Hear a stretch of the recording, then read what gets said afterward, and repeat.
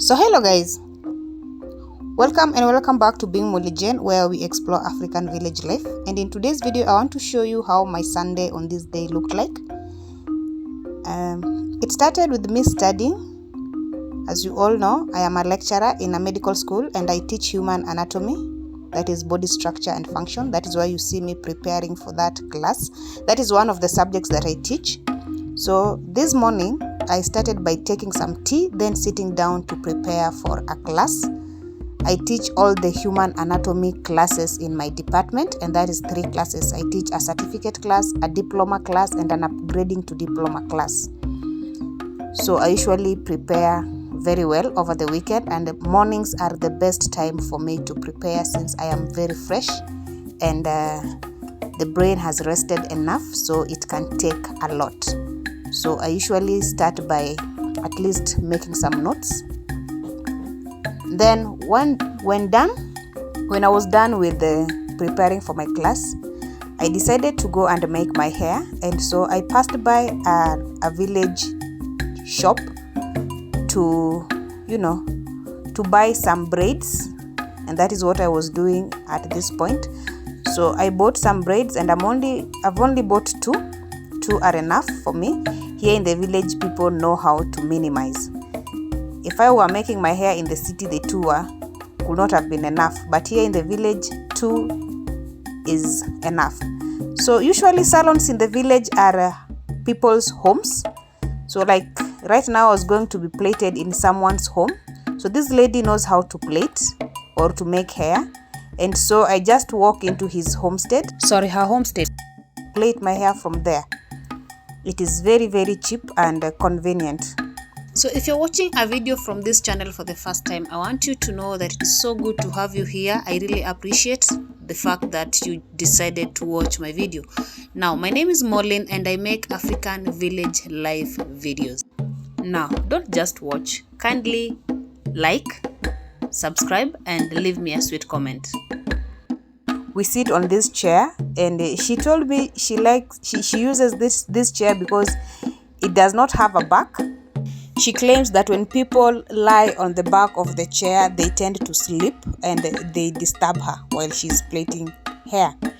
Tunamsumbua tukilala kwa hiyo chair hapo nyuma. So I quickly settled down to be plaited, and I've been accompanied by my nieces, the one recording and this young one. So she's going to undo my hair. Remember, I shared a video of how my yesterday was. My last video is a video of how my yesterday was, and this is a Sunday. So I undid my hair in my previous video. If you haven't watched that video, kindly go and watch that video. It's very interesting. So she's undoing my hair, and I've told her that I've noticed that my hair grew. And she's like, anytime I plait someone, their hair has to grow. My hands are very good. If I plait your hair must grow. And I find it very funny, given that I am a human anatomy lecturer or teacher, and I teach body structures and functions. And I know what makes hair grow or what does not make hair grow. But anyway, she believes so. So it's interesting. So I'm going to comb my hair because I think I do it better when I comb my hair better rather than when somebody's combing my hair. So after that, she will start plaiting, and what she's doing right now is to prepare the braids. And she usually starts by putting them into portions, and she knows how she works with the hair. A portion should be enough for a given portion of the head. So she starts by dividing the braids into portions, and that way she's guided and she knows exactly what portion is enough for what portion. So once I'm done, she takes control and start by plaiting my hair from the front.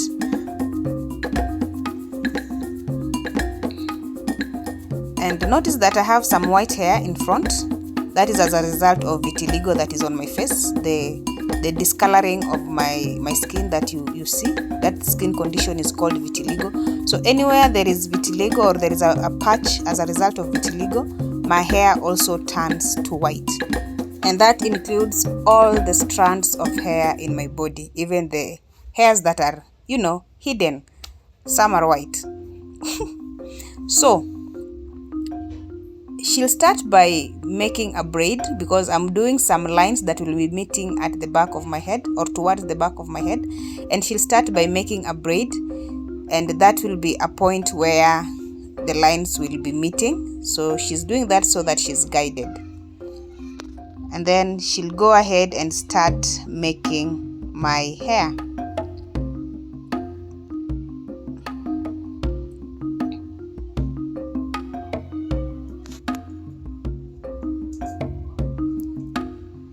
So being a salon village, there is no one else to assist her. So I'll be doing the division of the braids as she does the plaiting. I usually notice that when you're plaiting in the city, there is someone who does the portioning of the small pieces of or small strands of braids that you give her as she plaits. But here I'll be doing that myself. So she will be plaiting as I give her a piece of braid until she's done doing this.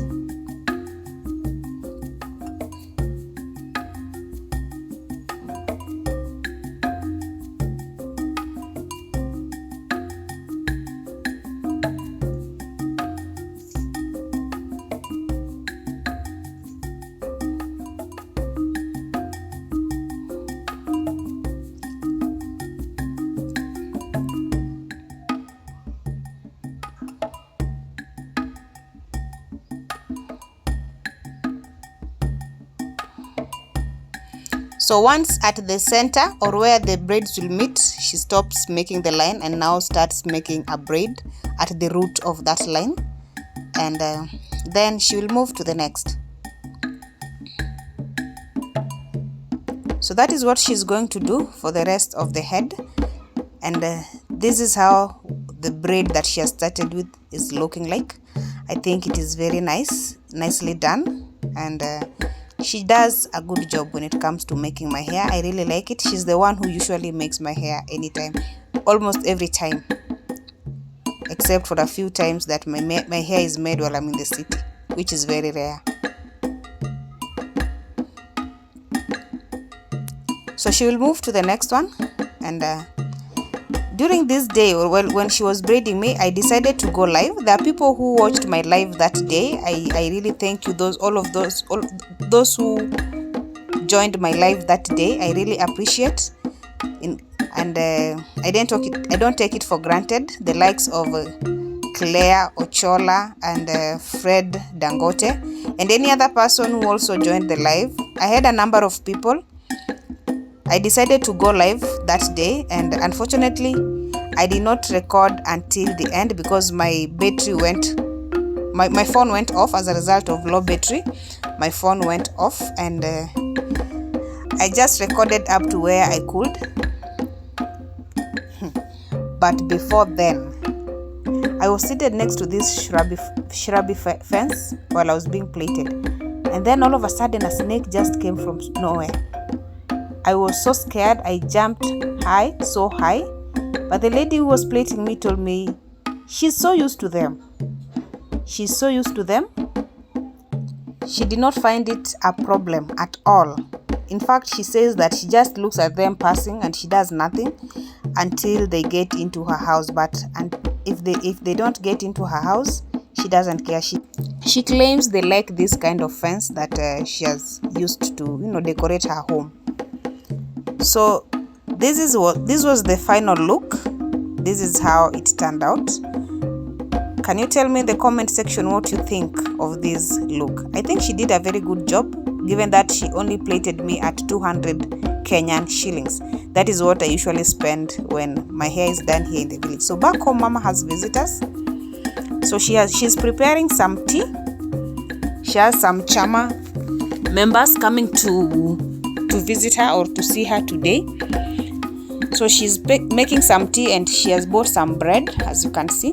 So my niece is now trying to apply some margarine on the bread for the visitors.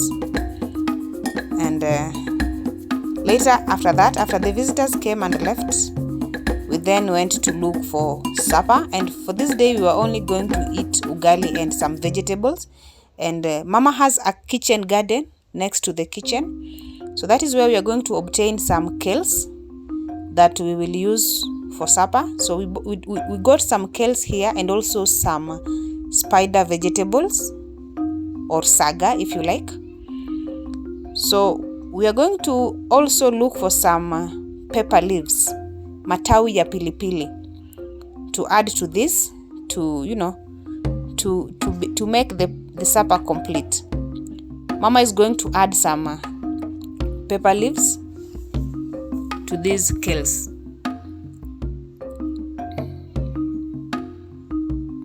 So these are the peppers. You can see this is pepper, or these are peppers, but we are not interested in the pepper today. We are interested in the leaves. These leaves make very nice vegetables. We usually use this to cook, to eat ugali, and they are very nice. You have to be very careful not to pick the peppers while you are picking the vegetables, because if you pick the peppers and you have children who are going to eat the mboga, it might be a problem, if you know what I'm saying. So if you're still watching this video up to this point, kindly give me a thumbs up. Ensure you leave me a sweet comment down below, and also don't leave without subscribing to this channel, because here is where we explore African village life and we keep it original, we keep it very, very real. We don't hide anything. So after this, we went to make the mbogas and to start supper preparation, and for that reason no more recording is going to take place, because I'm now going to be making vegetables and making supper. For those who say that I don't help my mother, I usually help her, only that anytime I'm the one doing these things, nobody records, because I am the one who usually records my videos.